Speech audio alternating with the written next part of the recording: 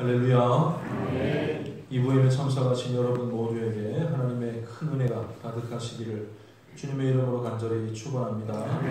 벌써 2월도 다 지나고 마지막 주일 예배를 하나님께 드립니다. 계절은 벌써 봄 기운이 느껴지는데 늘 신앙생활에도 더욱더 박차를 가할 수 있는 우리의 하루하루 또 한 주 한 주가 될 수 있기를 바랍니다. 예배 참석한 우리 성도들과 먼저 인사 나누겠습니다. 주변 분들과 인사합니다. 사랑합니다. 축복합니다.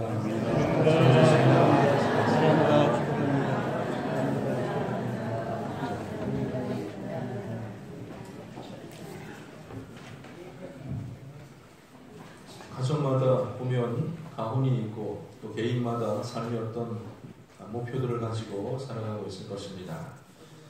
그런데 예수를 믿는 사람들은 공통의 목표가 하나 있지요. 그것은 바로 하나님을 사랑하고 이웃을 사랑하는 그런 삶의 원칙들을 그래도 마음속에 꼭 새기고 살고 있을 것입니다. 그런데 우리가 마음을 다하고 뜻을 다하고 정성을 다하여 하나님을 섬기는 일에는, 하나님을 사랑하는 일에는 어느 정도 잘 하는 사람도 상대적으로 내 이웃을 내 몸과 같이 사랑하는 말씀에 대해서는 미숙함을 경험하는 사람들이 참 많이 있습니다. 그 이유는 알고 당위는 알겠는데 사랑을 해야 되는지는 알겠는데 어떻게 사랑을 해야 될지 혹은 누구를 사랑해야 될지 각 사람이 다르고 각기 다른 상황들이 있기 때문에 여기서는 어떻게 적용하고 저기서는 어떻게 행동하고 이런 부분들이 우리를 참 헷갈리게 만들 때가 있습니다. 그래서 마음은 있지만 어떻게 사랑해야 되는지를 알지 못하고 서투르게 그냥 미숙한 상태로 지내는 경우가 종종 있습니다. 우리가 사랑할 대상은 성경을 통해서 보면 원수까지도 사랑해야 할 것이지만 사실은 이런 미숙함 때문에 실제로 가장 가까운 사람들조차도 사랑하지 못하고 살 때가 참 많이 있다는 뜻입니다. 가장 가까운 사람, 부부의 예를 한번 들어봅시다. 가까이 지내고 마음을 터놓고 그야말로 아무런 허물 없이 지내야 될 관계에 있어서도 문득문득 사람들은 서로에 대해서 낯설게 여길 때가 참 많이 있습니다. 평생을 알아가고 또 서로를 배워가도 그야말로 충격을 줄 만한 그런 부분들을, 그런 습관들, 삶의 태도들을 종종 발견하게 됩니다. 부부가 되었으면 온전히 사랑하며 살아가기에도 시간이 부족한데 서로가 어떤 그런 서툰 사랑의 방법들로 인하여서 불안해하고 또 마음을 상할 때가 있고 원수같이 이렇게 담을 쌓고 지내는 경우들도 종종 보게 되고 또 대다수의 부부들의 현실이 아닌가 생각합니다. 서로 사랑 표현에 서툴렀던 부부가 노년에 들어서야 비로소 이제 같이 산책하면서 손도 잡고 다닐 만큼 조금 여유를 가지게 되었다고 합니다. 그런데 보통 산책해보면 알지만 평소에 대화의 습관이 잘 되어 있는 부부 같으면 내내 대화를 잘 나누겠지만 이들 부부에게는 그것조차도 서투른 거예요. 다리 밝다, 저녁에 그러고 나면 할 말이 별로 없고 낮에 밤에도 뭐 이렇게 날씨 좋다 이러고 나면 별로 할 말이 없는 것 같아요. 그나마 이 얘기거리가 뚝 떨어지게 되면 그래서 어떻게 하냐 하면서 남편은 아내의 손을 쓱 잡고 같이 다니다가 문득 손에 힘을 4번 준다고 하나 둘 셋 넷 힘을 꽉꽉꽉 줘요. 아내는 그것이 무슨 뜻인지 압니다. 일전에 이게 어떤 내용인지 들었거든요. 내가 쑥스러워서 밖으로는 내가 표현을 못하겠는데 여보 내가 4번 잡으면 사랑한다 이런 뜻이라고 그렇게 하려고 얘기를 들은 바가 있습니다. 남편이 이렇게 4번 꾹꾹 잡으면 그럼 여자는 이렇게 대답을 하죠. 손을 2번 딱 잡습니다. 뭐라고 대답했을 것 같아요? 꺼져요? 그러고 아니고 나도 이런 뜻으로 2번 잡는다고 합니다. 그러면서 이제 대화가 뚝 끊어지면 그냥 말없이 다니면서 4번 쥐고 그러면 아내는 또 2번 대답을 하고 뭐 그런 식으로 그냥 지냈다고 하죠. 그러던 어느 날 하루는 아내 되는 분이 먼저 이렇게 쓰러지게 되었습니다. 뇌졸중으로 쓰러지는 바람에 말을 할 수가 없었어요. 하루도 빠지지 않고 병실을 찾았던 할아버지는 뭐 말도 못 알아듣고 사람도 못 알아보니까 슬며시 손을 잡고 그냥 울먹이다가 4번 손을 이렇게 사인을 했더니 처음에는 반응이 없다가 나중에는 2번 대답을 하는 거예요. 참 아름답고 감동적인 이야기 같다라고 생각될지 모르겠지만 또 한편으로 생각하면 너무나도 아쉽고 안타까운 이야기다라고 말할 수가 있을 것입니다.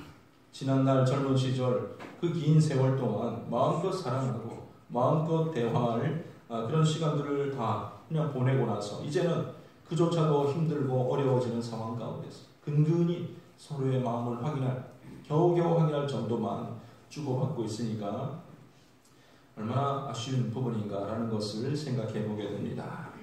진작에 표현도 하고 또 서로를 사랑한다고 이렇게 말해 왔으면 얼마나 좋았을까 하는 생각을 해보게 됩니다. 오랫동안 판사직에 계셨던 한 분은 대법관까지 마치고 퇴임을 하게 되었습니다. 아무런 허물 없이 청렴 결백하게 은퇴하기까지는 사적인 문제에 있어서도 흠잡히지 않도록 철저한 그런 주의를 기했다고 합니다. 특히 가정 문제라든지 아내로 인하여서 문제가 생기지 않도록 아내의 외부 활동을 철저히 막았고 또 이렇게 함부로 말하지 않도록 그러다 보니까 오랫동안 함께했던 법원의 동료들조차도 저분 아내가 누구신가 못 알아볼 정도로 그렇게 묻혀서 지냈다고 합니다. 어쨌든 철저하게 입단속, 행동 단속해야 된다라고 하면서 강요를 하다 보니까 자연히 그 아내는 평생 동안 소극적이고 또 위축되는 그런 생활을 할 수밖에 없었습니다.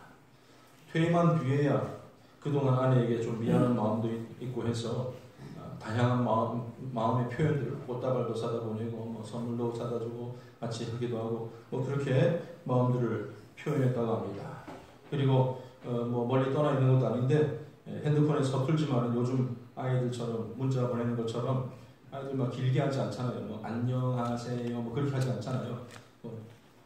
2번 이렇게 묻는 표시 보내기도 하고 주로 초성해가지고 보내기도 하는데 감사합니다 대신 기억, 시억 이렇게 보내기도 하고 웃는 모습 동그라미 2개 보내기도 하고 그런 식으로 문자를 아이들 보냈는데 이분도 부인에게 문자를 한번 보냈습니다. 그래서 기억, 미음, 이응 이렇게 해서 자신의 마음을 수줍게 표현을 했다고 해요.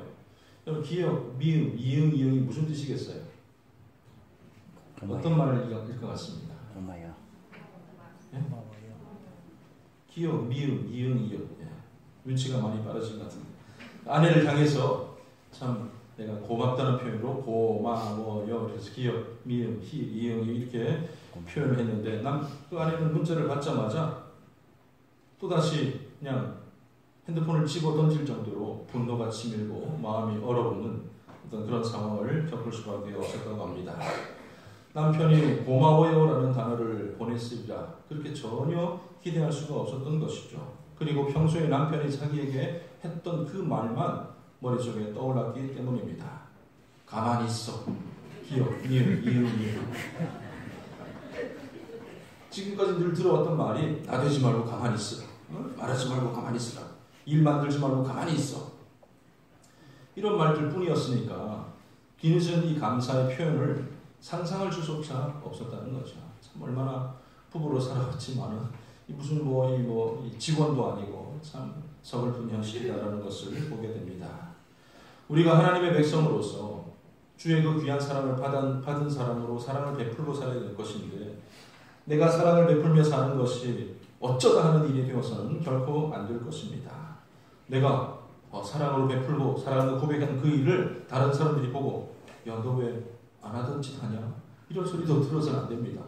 이 사람 이상해졌네? 죽으려고 그러나? 이런 얘기 들어서도 결코 안 될 것입니다. 나에게 생소한 일이 되지 않도록 항상 사랑을 베풀고 사랑에 익숙하고 하나님께서 보여주신 그 사랑으로 모든 사람들에게 다가갈 수 있는 저와 여러분들이 되어야 될 줄로 분명히 믿습니다. 옆에 누가 계세요? 많은 분들이 앉으셨습니까? 손을 한번 둘씩 잡아봅시다. 그리고 한번 힘을 줘서 한번 내 마음을 표현하고 말하지 말고 시작. 자, 이제 해석을 해주셔야 되잖아요. 가만히 있어요? 고마워요? 뭡니까? 사랑해요.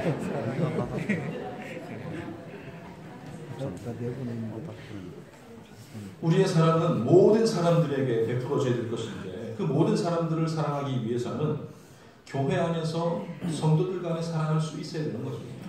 성도들 미워하면서 내가 모든 사람을 사랑한다? 있을 수 없는 일이죠. 또 성도를 사랑할 수 있기 위해서는 그 가정에서부터 사랑이 시작되어야 됩니다. 자녀를 사랑하고 부부간의 귀한 사랑이 있을 때에 그 최소한의 사랑을 받아보기도 하고 또 베풀어 보기도 하였을 때에 더 많은 대상, 교회로 또 이 세상으로 그 사랑이 확대되어 갈 수가 있다는 것입니다. 오늘 읽은 말씀은 이 부부간의 사랑에 이 빗대어서 오늘 우리는 성도들과의 관계 또 더 나아가서 모든 사람들과의 관계에 있어서도 이 사랑을 적용해 볼 수 있었으면 좋겠습니다. 가정을 만드시고 부부가 함께 거하도록 만드신 분은 바로 우리 하나님이십니다. 모든 창조의 행위들 가운데 가장 공을 들이시고 감동을 극대화하도록 이벤트로 하나님께서 마치 이벤트처럼 준비하셨던 일이 바로 결혼이었습니다. 사람을 창조하는 방법도 특별한 일이었지만 그보다 더 특별한 일이 바로 여자를 만드시고 이 결혼식을 하도록 하신 하나님의 놀라운 이벤트였다는 것입니다.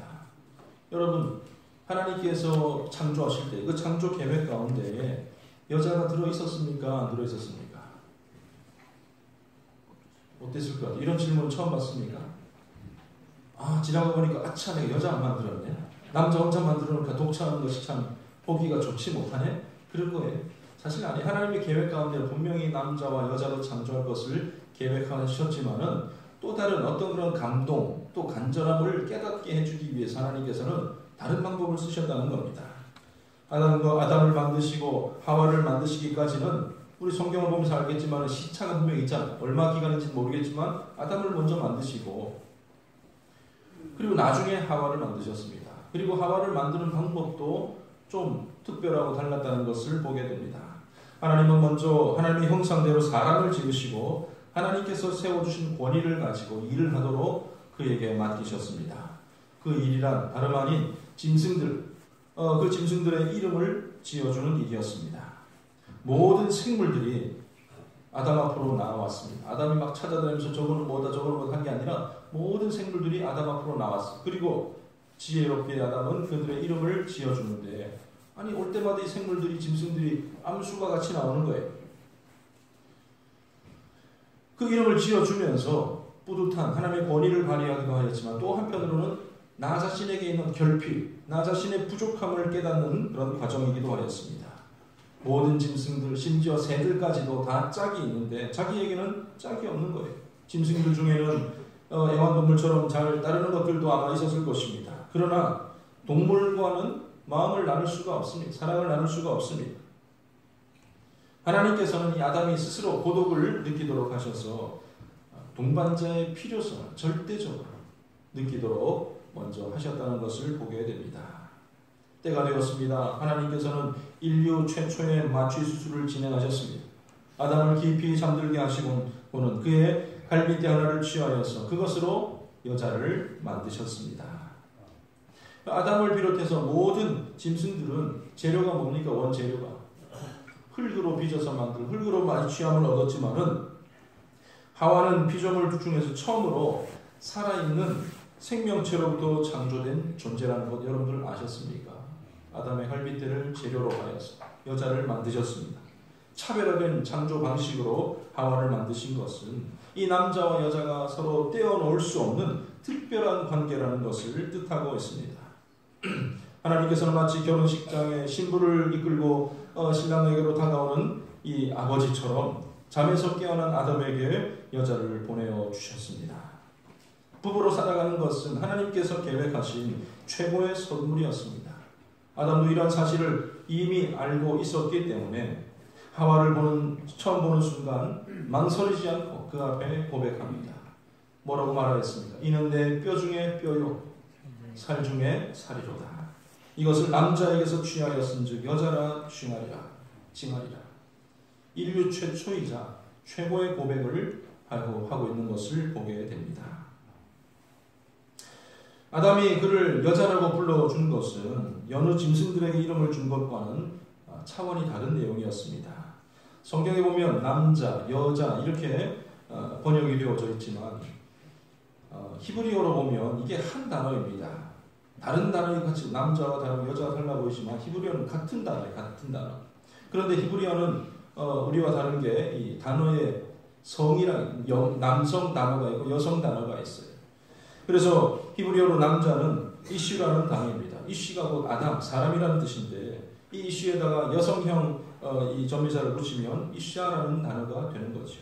그러니까 같은 단어를 사용해서 너는 나 자신이다. 내가 너고 너가 나다라는 어떤 그런 고백, 그것임을 알 수가 있습니다. 하나님께서는 이 두 사람에게 결혼의 의미를 설명해 주십니다. 너희가 부모를 떠나서 둘이 연합하여서 한 몸을 이룰 것을 말씀해 주셨습니다. 부모를 떠난다는 것은 불효를 의미하는 것이 아닙니다. 부모에게 해하던 충성을 이제는 배우자에게 다 하라는 뜻이고 둘이 함께 하나가 되어서 부모에게 효는 당연히 해야죠. 연합하여 한 몸을 이룬다는 것은 한 남자와 한 여자라는 그 일부일처를 담고 있는 뜻이기도 합니다. 벌거벗었으나 부끄러워하지 않았다는 것은 육체적으로나 정서적으로나 모든 면에 있어서 숨김없이 서로 하나가 되고 자유함을 누리라는 그런 축복이었습니다. 하나님께서는 천지 창조의 가장 말미에 가장 장엄한 사건으로 바로 이 결혼과 부부 제도에 대한 이야기로 그 끝을 맺어 주셨다는 것입니다. 하나님께서 제정해 주신 이토록 아름다운 부부의 관계를 우리 또한 지키고 누리며 살아가야 할 것입니다. 무엇보다도 진실한 사랑으로 서로에게 헌신해야 할 것입니다. 신혼 때 젊을 때뿐만 아니라 노년에 이르기까지 서로에게 이런 마음들을 가지고 있어야 할 것이고 또 서로를 존중하는 마음이 있어야 할 것입니다. 항상 예의 바르게 항상 서로를 존중하며 가장 귀한 여러분 남편들이 왕대접 받으려면 아내를 어떻게 하면 되겠습니까? 왕비 대접을 하는 거죠. 마찬가지 아니겠습니까? 아이고 뭐 집신도 짝이 있지 그러면서 스스로를 집신짝처럼 취급하지 마시길 바랍니다. 내가 아니면 누가 너를 데리고 살았을까? 가끔 나는 말이 그런 말 하고 있으면 마음이 기쁠까요? 상처가 될까요? 나는 그런 말 들으면 좋아. 이런 사람들은 아무도 없을 것입니다. 하나님께서 우리를 하나 되게 하시고 부부 되게 하셨다는 그 귀한 사실을 꼭 기억하시고 서로의 가치를 더욱더 부각시켜 가야 할 것입니다. 지금까지 나와 함께하고 있는 이 사람이 최고라는 생각으로 서로를 사랑해야 할 것입니다. 물론 아닌 부분들이 많죠. 가까이서 지켜보다 보면 그것도 오랫동안 지켜보다 보면 무수히 드러나는 그런 단점들이 있을 거예요. 아이고 이런 게 아직도 고쳐지지 않는 이런 것들이 있었네. 그래서 미국의 벤자민 프랭클린이라는 분은 이렇게 말하였습니다. 여러분 결혼 전에는 두 눈을 뜨십시오. 그리고 결혼 후에는 한 눈을 감으십시오. 결혼 전에는 두 눈 뜨고 잘 살펴보라는 얘기죠. 뭐든지 잘 살펴보고 그리고 결혼한 후에는 상대방의 단점이나 부족한 점에 대해서 한쪽 눈을 감고 살아야 한다는 것이죠. 여러분 부부에게는 윙크를 자주 해요. 윙크를. 그래서 한쪽 눈을 감으라고 했으니까 이거는 여 사람에게 안 시키겠습니까? 부부가 서로에게 배우자에게 정말로 이 허물과 죄를 이렇게 덮어주고 용납해 줄 수 있는 단점들을 잘 덮어줄 수 있는 그런 관계가 되어야 할 것입니다. 한쪽 눈을 감고 봐도 부족하고 연약한 면들이 가득한 것이 사실은 사람들의 모습입니다. 연약한 사람들이 만나서 부부가 되어가고 또 서로를 용납하고 살아가는 가운데 다듬어져 가는 것이 결혼의 진정한 의미가 아닌가 그렇게 생각되어집니다. 부족하고 연약함에도 불구하고 그것을 덮을 수 있는 것은 서로를 향한 사랑입니다. 그러나 이 사랑은 그저 막연한 사랑, 아름다우니까, 젊으니까, 예쁘니까, 멋있으니까 이런 것으로만 그쳐서는 결코 이루어질 수가 없습니다. 사실 사랑에 대해서는 많은 대가를 지불해야 합니다. 오늘 읽은 이 고린도전서 13장은 성도들이라면 그 사랑장 이렇게 떠올릴 만큼 잘 알려져 있는 부분입니다. 이 말씀은 행복한 부부로 살아가는데 또 더 나아가서 성도들 간에 또 많은 사람들을 사랑하는 데 있어서 치러야 될 대가가 무엇인가에 대해서 우리에게 설명을 해주고 있습니다. 오늘 이 부분들을 우리 마음속에 꼭 새기시고 정말로 더 나은 사랑으로 살아가는 우리 모든 성도님들 다 되시기를 주님의 이름으로 간절히 축원합니다. 여러 가지 목록들이 있지만 크게 세 가지 주제로 살펴보면 먼저는 사랑을 위해서는 우리에게 인내가 필요하다. 오늘 말씀에 등장하는 것 가운데 인내에 해당되는 것은 사랑은 오래 참는 것이다. 또 모든 것을 참는 것이고 모든 것을 견디는 것이다. 인내와 관련된 그런 대가를 말하고 있습니다. 근데 시대가 빨라지고 또 발전할수록 참지 못한, 인내하지 못하는 그런 시대를 살아가고 있습니다. 사람들과의 관계도 그래요. 뭐 이렇게 안 좋은 감정이 있어도 그렇습니다. 마음속에 뭐 욱하는 것이 있으면 막 하고 싶은 대로 해요. 대로에다가 뭐 차를 가로막기도 하고, 뭐 그냥 즉시 내가 뭐 몽둥이로 응징하기도 하고, 즉시 내뱉어버리고 폭력을 행하는 그런 시대를 우리가 살아가고 있지 않습니까? 특히 그 가상의 공간, 인터넷 공간에서는 참 이런 일들이 빈번합니다. 예전 같으면 비판하고 싶은 게 있어도 좀 이렇게 우회적으로 표현도 하고 그렇게 하지만, 뭐 얼굴이 안 보이고 그러니까 모르겠지만 댓글 보면 뭐 상상을 불허하죠. 온갖 하고 싶은 말, 또 뭐 분위기에 편승해가지고 지독한 말들이, 상스러운 댓글들이 줄 있습니다. 음식들도 그런 것 같아요. 지그시 뭘 만들고 뭐 이렇게 하는 게 없는 것 같아요. 패스트푸드, 빠른 음식, 빨리 먹고 빨리 해치우고 없애버리는, 이런 빨리 돌아가는 시대에서 인내를 말하고 참고 견디고 뭐 이런 것들을 말하는 것이 시대 착오적인 생각 같아 보일지 모르겠지만, 여러분 꼭 잊지 마시길 바랍니다. 사랑은 인내하는 것에서부터 시작되는 줄로 분명히 믿습니다. 남편과 아내로 살아가면서 문득 서로를 바라보면 참으로 기적 같은 일이라는 느낌이 들 때가 있습니다. 수많은 사람 가운데 바로 저 사람 한 사람을 택하여서 가정을 이루어 살아간다는 것이 얼마나 귀한 일이 아니고 무엇이겠습니까? 그런데 서로 다른 환경에서 자라왔고 습관이 다르고 생각이 다르고 경험한 것이 다른 두 사람이 서로 맞추어서 살아간다는 것 또한 쉽지 않은 일입니다. 내가 경험해 온 일이 있는데 저 사람은 전혀 다른 경험들을 해왔거든요. 그러므로 서로들 간에는 인내가 필요하다는 겁니다. 내가 저를 바로 잡아줘야지, 다 고쳐줘야지, 내 스타일로 바꿔버려야지, 이게 아니에요. 왜냐하면 내가 경험한 것이 다 절대적인 내용이 아닐 수도 있다는 거죠. 그렇기 때문에 서로에게 인내가 필요한 것입니다. 서로의 다툼이 갈등으로 나타나게 될 때에 이 잠깐 마음을 가라앉히고 견디는 가운데 서로를 바라볼 수 있는 그런 시간들이 있어야 할 것입니다. 때로는 내가 단점이라고 생각했던, 모자라는 부분이라고 생각했던 부분이 개성으로 보일 수도 있을 것입니다. 부족한 부분도 용납되어지고 개선될 수가 있는 것입니다. 여러분, 인내가 사람을 바꾸는 거지 질책과 혹독한 책망이 억누르고 비판하는 것으로는 결코 그 사람을 바꿀 수가 없는 것입니다. 오히려 반발만 생기고 감정만 생기는 것 아니겠습니까? 교회도 마찬가지입니다. 우리가 다 이렇게 함께 신앙생활을 하고 있지만 어느 누구 한 사람 다 완벽한 사람이라고 말할 수 있는 분들은 없을 거예요. 저를 비롯해서 여러분 모두도 다 마찬가지 아니겠습니까? 그렇기 때문에 서로에 대해서 인내하며 기다려줄 수 있는 그런 마음들이 꼭 필요하다는 것입니다. 주일학교 학생들도 그렇잖아요. 아유 뭐 저것들 뭐 하겠냐, 언제 배워서 언제 신앙 제대로 가지겠냐 할지 모르겠지만 인내하고 기다려주면 또 그들이 또 신앙인으로 자라나게 되는 것입니다. 만약에 하나님께서 죄악된 세상들 또 세상 가운데 사람들을 그때 바로바로 징벌하셨다면 아마 우리 중에 여기 남아있는 사람들은 아무도 없을 것입니다. 하나님은 우리를 참아주시고 그 죄를 사하여 주시기 위하여서 그 아들 예수님을 이 땅에 보내어 주셨습니다. 그리고 그분을 통하여서 모든 죄를 십자가에 지게 하셨습니다. 결과가 어떻게 되었습니까?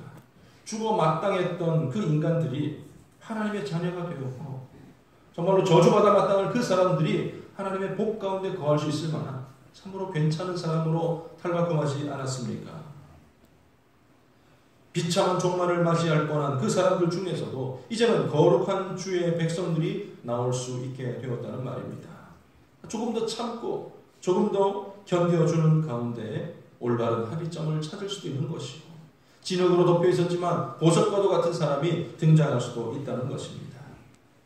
교회 속에서 특별히 나와 다름을 인정할 수 있고 또 그럴 수도 있다라는 생각에서부터 출발할 때에 정말 아름다운 사랑의 자리까지 도달하게 될 줄로 분명히 믿습니다.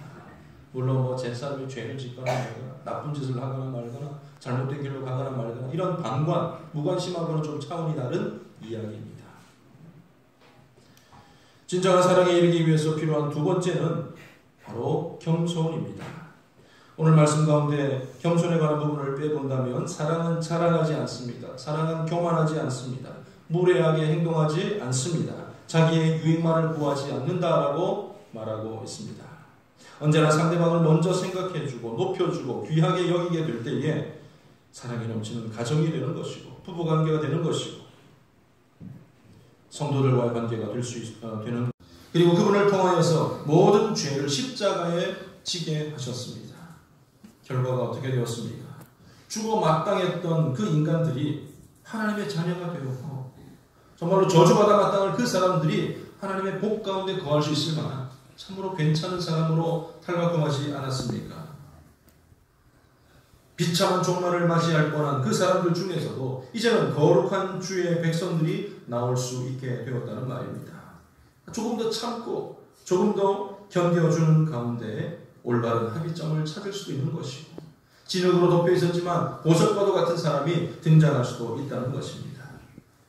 교회 속에서 특별히 나와 다름을 인정줄 수 있고 또 그럴 수도 있다는 생각에서부터 출발할 때에 아름다운 사랑의 자리까지 도달하게 될 줄로 분명히 믿습니다.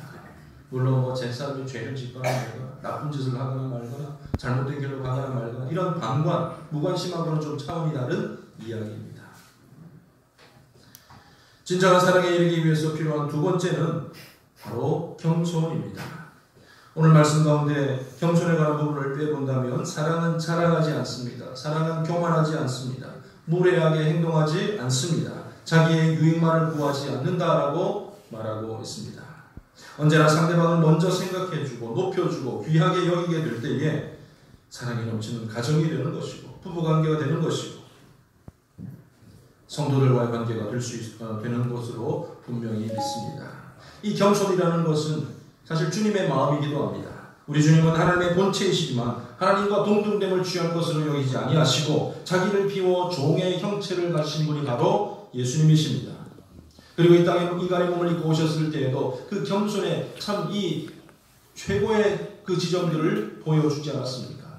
선생님이면 같이 뭐 좀 이렇게 하자라는 정도만 해도 충분할 텐데 충분히 겸손한 일인데 예수님 마치 종처럼 옷을 벗어제끼고 수건을 두르고 무릎을 꿇고 제자들의 발을 씻기셨습니다. 너희가 본 것처럼 이렇게 행해야 될 것이다. 가난한 자들, 병든 자들, 고아나 이런 사람들에 대해서는 유대인들 생각에는 저주받은 사람, 하나님께 잘못한 사람으로 취급하였지만 예수님께서는 그들을 찾아가고 그들을 만져주시고 그들과 함께한 자리에서 식사를 나누시고 언제나 죄인과 세리들의 친구였다라고 말씀하십니다.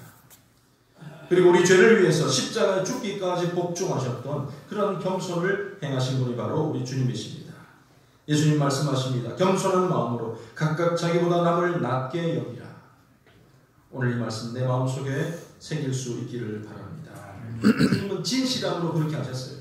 내가 이렇게 너희 가리키기 위해서 한번 해보는 거다 이게 아니라 모든 행위에 진실함이 있었던 거예요. 부부간에 뭐 해주고도 욕먹는 사람이 있어요. 꼭 얄미운 사람이 있잖아요. 야 그래 오늘 내가 오늘 설거지 한번 해준다. 이러면 아내분 기분이 좋죠. 어떠신 것 같아요? 이거 설거지 해주네. 진정성이 빠져있으면 그것조차도 막 싫을 때가 있어요. 해준다? 빨리 한번 걔 줄게. 그러면 표현이 좀 달라져야 되는 거예요. 표현이 달라져야 되는 거예요.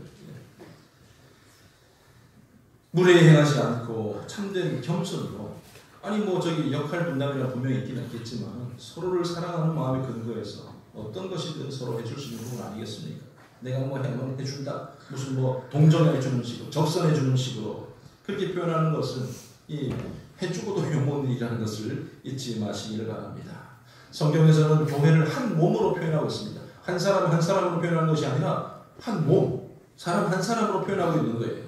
그래서 성도를 그 몸을 이루고 있는 각각의 지체로 우리를 표현하고 있습니다. 그리고 그 지체들은 서로를 무시하거나 업신여겨서는 안 됩니다. 앞서 고린도전서 12장 12절 이하에 보면 주님 말씀을 보면 발이 손을 무시할 수가 없고 귀가 눈들어 무시할 수가 없다고 말하고 있습니다. 그리고 22절에는 더 약하게 보이는 지체가 더 욕이 나타나고까지 말씀하고 계십니다. 여러분 사람이 어떤 행위를 할 때 예를 들어서 밥 한 숟가락을 떠가지고 하면 누가 제일 좋은 거예요? 신체 부분 중에서 어디가 제일 좋습니까?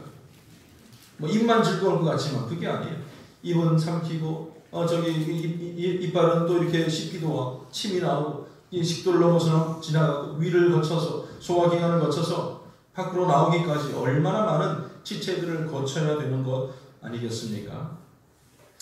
어느 한 과정에서만 문제가 생겨도 그 일은 아무도 할 수가 없는 거예요. 이 수술하신 분 말씀 들어보니까 이렇게 뭐 절제하고 이렇게 했는데 그 다음에 회복되는 기간도 뭐 한 달 이상을 하루에 미음 한 숟가락.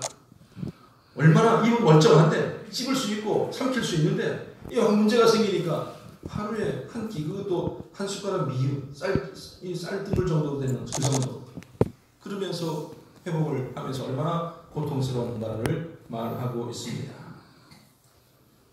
그 한 부분이, 지체의 한 부분이 문제가 생기면 전체가 어려움을 겪게 되듯이 그러기에 서로의 필요를 인정해야 되는 것이고 서로를 존중해야 하는 것입니다.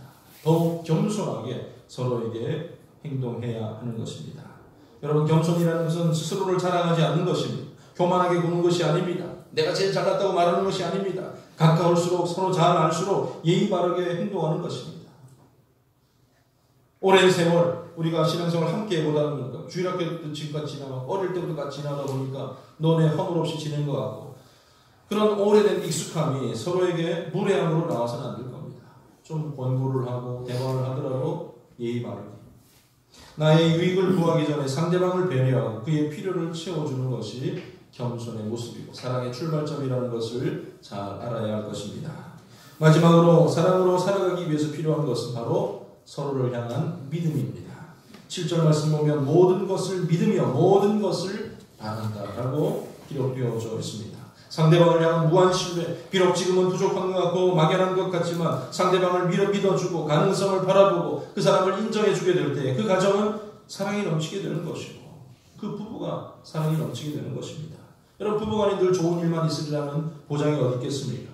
가정에 늘 행복만 있다고 생각할 수 없습니다. 남편이 어느 순간 잘못되고 대책 없이 나 앉아 있는 순간이라 할지라도 아내는 할 수 있다는 신뢰로 응원해주는 그 믿음이 필요한 것이고 아내가 어느 순간 풀이 죽고 슬퍼하는 순간이 되었다 할지라도 남편만은 아내를 믿어주고 그의 편이 되어줘야 할 것입니다. 그렇게 할 때 그 가정은 변치 않는 사랑으로 살아가게 되는 가정이 되는 것이고 어떤 환경과 상황에도 굴하지 않고 일어설 수 있는 가정이 될 수 있다는 것입니다. 우리 성도들 간에도 마찬가지입니다. 서로 간에 참된 믿음이 있었으면 좋겠습니다. 하나님을 믿는 믿음에 근거하여서 다른 사람들을 믿어주는 것입니다. 성도가 목사를 믿어주고 목사는 성도를 믿어줘야 됩니다. 서로가 서로 간을 믿어주게 될 때 우리의 능력은 더욱더 상승되고 우리의 사랑은 더욱더 뜨겁게 발휘될 줄로 분명히 믿습니다. 어린아이들, 주일학교 학생들, 청년들 저렇게 꼴렁꼴렁하면서 뭐 하겠냐 싶을지 모르겠지만 지금은 연약해 보이고 아무것도 아닌 것처럼 보여도 곧 자라서 하나님의 일꾼 되리라는 것을 믿어줘야 됩니다. 어떤 직분을 받았거든 저 사람이 과연 자격이 있느냐 없느냐를 따지기 이전에 그가 그것을 잘할 수 있을 것이라는 믿음, 전폭적인 믿음을 보이게 될 때에 그가 일어서고 나도 일어서고 이 교회가 일어서게 될 줄로 분명히 믿습니다. 남편이 아내를 의심하고 아내가 남편을 못 믿어주면 그 사이에 아무런 사랑도 자리할 수가 없습니다. 서로가 서로를 믿어주는 가운데 우리 대원교회는 든든히 날마다 서가게 될 줄로 분명히 믿습니다. 사랑하는 성도 여러분, 오늘 우리 대원교회가 그야말로 참 사랑으로 하나 되었으면 좋겠습니다. 서로에 대한 관심이 더욱더 깊어졌으면 좋겠습니다. 좋으면 만나고 싫으면 헤어지는 얄팍한 사랑이 아니라 오늘 말씀처럼 모든 것을 견디는 사랑이었으면 좋겠습니다. 모든 것을 참으며 모든 것을 믿으며 모든 것을 바라는 가운데 하나님을 향한 그 사랑이 내 이웃에게도 성도들에게도 우리 모두에게도 역사하고 이루어질 수 있는 우리 대원교회가 될 수 있기를 주님의 이름으로 간절히 축원합니다. 기도하겠습니다. 하나님 아버지 은혜를 감사드립니다. 연약하고 부족한 저희이지만 이 교회, 대원교회를 통하여서 하나 되게 하여 주시고 믿음 생활 함께 해나가게 하심을 감사드립니다. 아버지 하나님, 정말로 주를 향한 그 사랑의 마음이 우리 성도들 간에도 항상 공유되어질 수 있기를 간절히 소망합니다. 아버지 하나님, 정말로 서로를 믿어주고 견디고 인내하는 가운데 겸손한 가운데 더욱더 뜨거운 사랑으로 하나 되는 우리 대원교회가 될 수 있도록 주님 도와주시옵소서. 함께하여 주실 줄로 믿사오며 예수님의 이름으로 기도드립니다. 아멘. 아멘.